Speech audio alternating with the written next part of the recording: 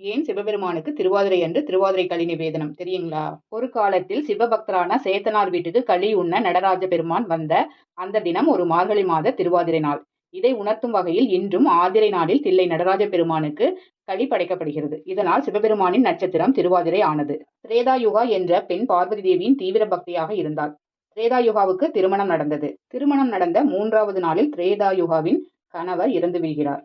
பார்வதி தேவியின் பக்தையான திரேதாயுகா, உன் பக்தையான என்னை இப்படி சோதிக்கலாமா என்று கதறி அழுதாள். இந்த அலறலை கைலாயத்தில் சிவனருகில் அமர்ந்திருந்த பார்வதி தேவி கேட்டுவிட்டு அவள் கணவனுக்கு உயிர் பிச்சை கொடுப்பதாக சபதம் செய்தார். அவரது சபதத்தை கேட்டு அறிந்த சிவபெருமான் யமலோகத்தை ஒரு பார்வை பார்த்தார். இதைக் கண்டு பதறி போன யமன் திரேதாயுகாவின் கணவனுக்கு மீண்டும் உயிர் கொடுத்தார்.